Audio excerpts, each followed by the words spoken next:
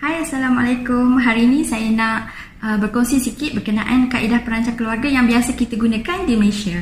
Tetapi untuk hari ini, saya tak masukkan bab natural method ataupun kaedah merancang secara sendiri, yang mana yang kita tahu seperti gunakan kondom, kalender kesuburan yang mana kita elak bersama pada waktu subuh, ataupun memeriksa suhu badan, cecair cervix. Jadi yang ini saya tak sentuh dalam perbincangan hari ini ya. Bila kita sentuh bab kaedah perancang keluarga ni, biasanya ramai yang dah tahu, especially ibu-ibu yang dah ada 2-3 orang anak, tapi ianya mungkin ilmu yang baru, terutamanya bagi ibu-ibu yang baru mengandung anak pertama.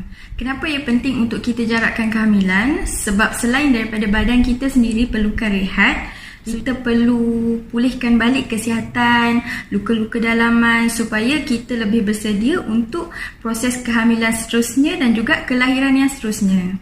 Okey, yang pertama sekali kita ada kaedah pil yang mana kita boleh bahagikan kepada dua jenis, iaitu single hormone ataupun combination hormone. Apa maksud single hormone ya? Single hormone ni dia ada hormon progesteron di dalam tu, contohnya hormon pil perancang yang kita panggil Noriday. Yang kedua, combination hormon estrogen dan progesteron, contohnya Yasmin, Loet, Regividon, Oracon, Mercilon. Itu semua adalah combination estrogen dan progesteron. Okey, bagi ibu-ibu yang menyusukan anak sepenuhnya sehingga 6 bulan, biasanya kita akan start dengan Noriday. Dan kemudian selepas 6 bulan barulah kita akan tukar kepada combination hormon, contohnya Yasmin tadi yang kita sebutkan contoh-contoh yang tadi ya. Kenapa pilihan kita Noriday ya? Sebab 6 bulan pertama tu kita galakkan ibu-ibu untuk menyusukan anak sepenuhnya, dan hormon single hormon Noriday ni dia tak mengganggu penghasilan susu.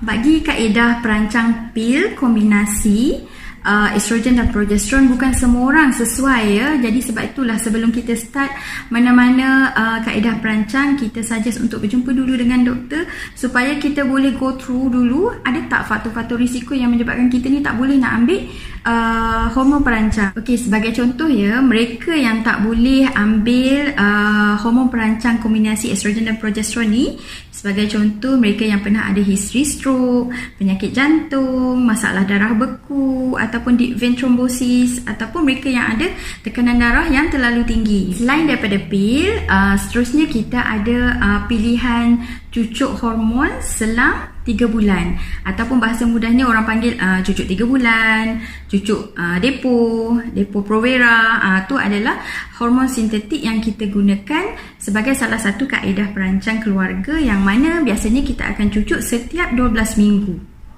Jadi biasanya bila kita datang ke klinik, nurse ataupun doktor dia akan bagi tarikh daripada hari pertama kita cucuk, dan kemudian dos yang seterusnya adalah selepas 12 minggu. Okey, ada yang bertanya ya, bila waktu yang sesuai untuk cucuk, kita mulakan cucuk depo ni.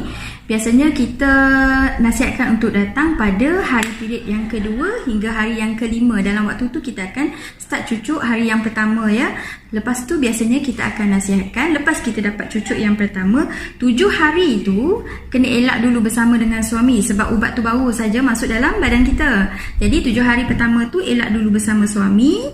Lepas tu, ataupun kalau kata tak mau elak, mungkin pakai cara yang lain, mungkin contohnya pakai kondom. Ada juga ya yang datang semula selepas mula cucuk depo, kata adanya pendarahan yang banyak, period jadi panjang doktor. Okey, biasanya kesan kitaran haid yang tak menentu ni, yang jadi period jadi banyak, biasanya kesan ini adalah sementara dalam masa 3 bulan pertama sahaja. Tapi kalau katalah lepas kita dapat suntikan yang pertama, lepas 3 bulan pun masih period yang panjang, period jadi banyak dan panjang, saya nasihatkan untuk berjumpa semula dengan doktor supaya kita buat check up sama ada tak masalah lain yang menyebabkan period kita jadi macam tu. Ada juga ya di kalangan klien ataupun pesakit yang mengatakan lepas kita cucuk depo, period jadi sikit ataupun tak datang langsung period. Tapi as long as kita mengikuti tarikh yang tepat untuk cucuk, maksudnya kita ikut appointment yang diberi, insyaAllah memang kita tak pregnant lah. Tapi kalau kita rasa tak sure, boleh saja untuk check urine pregnancy test. Okey, di antara kaedah yang pertama iaitu kaedah pil dan juga cucuk Depo-Provera, dia ada kelebihan dan juga kekurangan dia. Okey, yang first kali kalau pil, orang yang jenis memang susah nak ingat, nak makan ubat, selalu lupa, saya tak berapa galakkan untuk ambil pil sebab takut nanti bila lupa, okey, dah hamil semula. Okey, kelebihan pil ya. Bila kita berhenti saja ambil pil tu, kita kesuburan kita boleh kembali kepada biasa lebih cepat berbanding dengan kita ambil depo. Cucuk depo ni bila kita berhenti last dose kita ambil cucuk depo tu, kemungkinan kita nak dapatkan kembali kesuburan tu mungkin ambil masa yang agak lama sikit lah. Contohnya dia boleh pergi ke 3 ke 6 bulan untuk capai balik kesuburan kita tu. Kaedah perancang keluarga yang seterusnya yang biasa kita dengar ialah IUCD ataupun Intrauterine Contraceptive Device. Ia merupakan alat yang kita masukkan ke dalam rahim yang berfungsi untuk menghalang sperma dari memasuki laluan fallopian tube dan juga ia berfungsi untuk mencegah pelekatan janin kepada dinding rahim kita.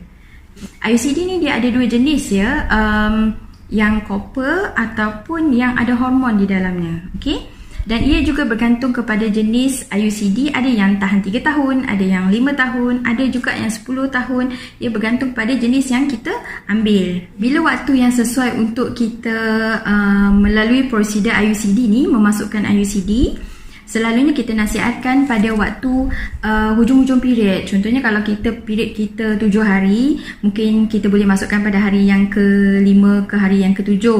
So waktu tu cervix kita masih lembut dan masih terbuka, dan pada waktu tu pun darah dah tak banyak dah.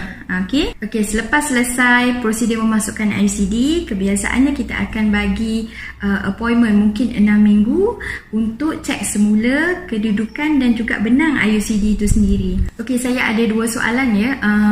Soalan yang ditanya berkenaan IUCD. Yang pertama sekali, doktor, saya miss period walaupun saya pakai IUCD tapi period tak datang.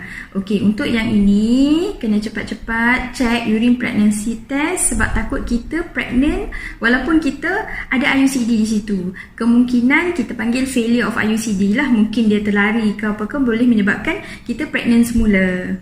Okey, soalan yang kedua yang biasa saya jumpa di klinik ya. Ada pasien yang sepatutnya dah buang IUCD tu 3 tahun tapi 5 tahun tak buang-buang lagi IUCD. Boleh ke doktor? Okey. Nombor 1, bila kita dah panggil sesuatu kaedah perancang ya, alat IUCD tu dah expired. Nombor 1, bila dah expired, keberkesanan dia terhadap mencegah kehamilan mungkin dah tak ada function dah. Okey? So, kemungkinan kita boleh hamil. Okey, yang kedua, kita bimbang terjadinya risiko jangkitan kuman. Sebab benda tu dah expired dan ada di dalam rahim kita. Seterusnya, kita ada kaedah perancang keluarga yang kita panggil implan ataupun implanon. Okey, implanon ni dia adalah sejenis rod ya yang kita masukkan ke bawah lapisan kulit. Okey, prosedur ni sangat sekejap sebenarnya. Kita gunakan bius dan kita masukkan implan. Okey, yang bagus dia implan ni sekali kita pasang dia boleh tahan selama 3 tahun. Jadi ia adalah pilihan yang sesuai untuk mereka yang menjalani pembedahan. Ya, ada soalan je yang bertanya, doktor, kalau kata contoh kita dah pasang implan dan 2 tahun pakai, rasa nak hamil semula. So anytime kita boleh buka, tak ada masalah. Okay, sebelum saya akhiri perkongsian saya hari ini, saya nak sampaikan kepada semua ya, sebelum kita mulakan apa-apa sahaja kaedah perancang keluarga, pastikan kita dapatkan dulu pandangan ataupun nasihat daripada doktor ataupun jururawat kesihatan tentang mana satu kaedah yang sesuai untuk kita. Sampai jumpa lagi.